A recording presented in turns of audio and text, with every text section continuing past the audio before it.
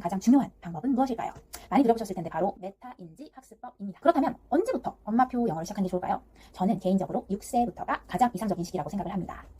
안녕하세요. 저는 전직 영어 강사이고 현재 7년 차로 초등생 2명의 아이를 엄마표 학습시키고 있는 Bake English입니다. 저희 첫째는 6살 때 알파벳부터 해서 지금 초등학교 5학년 재학 중이고 지금은 저랑 중2 과정 문법책과 중등 리스닝 앤 리딩을 무리 없이 하고 있고요. 현재 70-80%는 자기주도 학습으로 전환해서 스스로 할 수 있도록 많이 도와주고 있습니다. 오늘은 언제 어떻게 엄마표 영어를 시작할지와 유치부 영어 지도 방법까지를 소개해 드리도록 하겠습니다. 그럼 바로 본론으로 들어가 볼게요. 엄마표 영어의 핵심은 무엇일까요? 목표. 이를 결국에는 아이가 스스로 공부하는 법을 터득할 수 있도록 옆에서 지도하는 것입니다. 아이가 초등학생까지는 엄마가 옆에서 밀착해서 지도를 해줄 수가 있지만 중등, 고등 가면 결국에는 혼자서 해내야 하기 때문입니다. 그렇다면 학원, 엄마표 어떤 게 더 좋을까요? 그런데 이보다 더 중요한 것은 바로 학원에서든 엄마에게서든 배운 것을 내 것으로 만드는 과정을 통해 스스로 학습하고 부족한 부분을 스스로 채울 줄 알아야 한다는 것인데요. 이를 통해야만 나중에 독립적으로 학습 계획도 구체적으로 세울 수 있고 결국에는 실력 향상이 가능한 것이기 때문입니다. 시간 때우기식으로 일방적인 진도만 나가는 것은 어디에서 누구에게 배웠든지 상관없이 그 효과가 나타나기 어렵습니다. 그렇다면 이를 위한 가장 중요한 방법은 무엇일까요? 많이 들어보셨을 텐데 바로 메타인지 학습법입니다.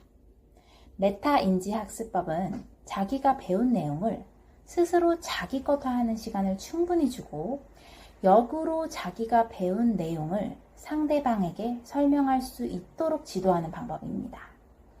내가 아는 것과 모르는 것은 내가 이를 설명할 수 있는지 없는지에 달려 있습니다.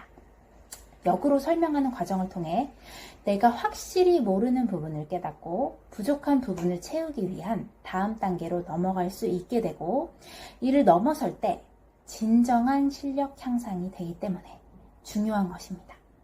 그렇다면 언제부터 엄마표 영어를 시작하는 게 좋을까요? 저는 개인적으로 6세부터가 가장 이상적인 시기라고 생각을 합니다. 우리나라 아이들은 영어에 태어나서부터 노출이 됩니다. 특히나 스마트폰의 발달로 더 쉽고 빠르게 영어 노출을 하게 되죠. 어릴 때는 무조건 가르치는 것보다도 영어 노출을 많이 하는 것이 중요합니다. 이게 별거 아닌 것 같아도 쌓이고 쌓여서 결국 나중에는 영어를 배울 때 좀 더 익숙한 표현으로 다가오기 때문입니다. 그래서 5살까지는 영어 표현이 나오는 책들과 영상만 활용하셔도 큰 도움이 될 수 있습니다. 요즘 유치원에서는 보통 5세부터 알파벳을 배우더라고요. 그래서 6세 정도 되면은 알파벳을 느린 아이라도 몇 개 정도는 알게 되고 빠른 아이들은 거의 학습한 경우도 있습니다. 하지만 이때 다른 아이와 내 아이를 비교하는 것은 큰 의미가 없으니 조급해하지 않으셔도 됩니다. 아이들은 어릴 때일수록 각 분야의 발달 정도가 차이가 크기 때문에 어릴 때는 차이가 크더라도 나중에 갈수록 점점 비슷해집니다. 따라서 자기 아이의 수준에 맞는 난이도로 초반에 가르치는 게 아주 중요한데요. 일단 처음에는 6세부터 알파벳 문자나 단어 카드들을 이용해서 여러 가지 단어들을 읽는 법을 알려주시고 아이의 속도에 맞춰서 진도를 나가시면 됩니다. 하지만 이때 파닉스를 읽는데 너무 집착하시면 절대 안 됩니다. 어차피 파닉스는 불규칙 변화가 나중에는 너무나도 많고 어차피 다 외우지도 못해요. 배웠다고 하더라도 아이들은 금세 잊어버리기도 하고요.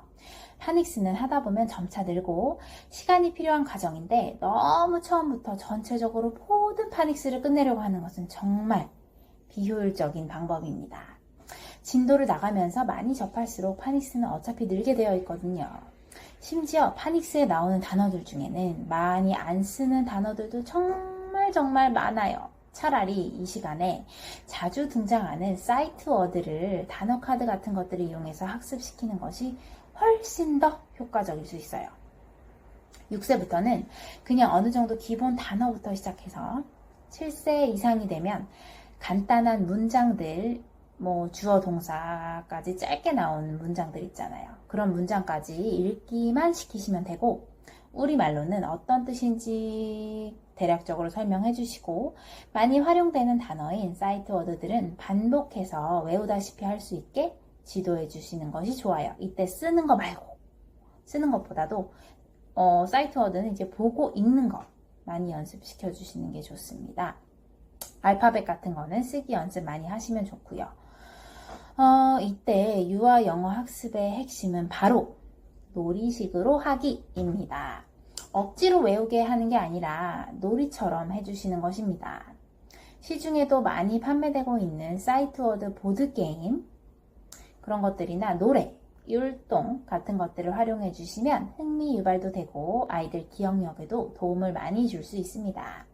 또한 추가적으로 여러 가지 영어 영상과 간단한 표현들이 들어간 영어 책들을 활용해 주시면 자극이 되어서 더 좋습니다. 아이가 좋아하는 TV도 있잖아요. 요즘 유튜브나 넷플릭스 같은 데 가보시면 영어로 지원되는 만화들이 있거든요.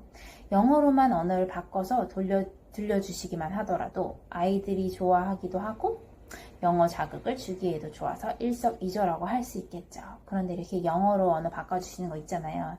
이게 처음에 계속 한글만 보다가 한글이 익숙해진 다음에 영어 영상을 보여주시면 아이들이 잘 안 보려고 해요. 그래서 영어 영상은 진짜 어렸을 때부터 많이 들려주시는 게 좋고, 그래야 이제 자기도 익숙해서 좀 커서도 영어 영상을 틀어주면 잘 봅니다.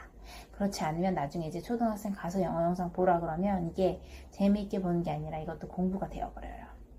그래서 저는 꼭 어릴 때부터 영어 영상 많이 노출시켜 주시는 거 추천드립니다.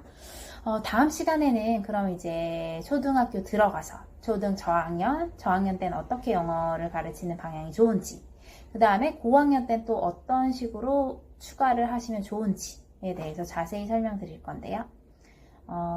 오늘까지 자료가 유익하셨다면 구독, 좋아요 눌러주시면 감사하겠습니다. 그럼 다음 시간에 또 찾아뵙도록 하겠습니다. 여기까지 저는 Back English였습니다. 감사합니다.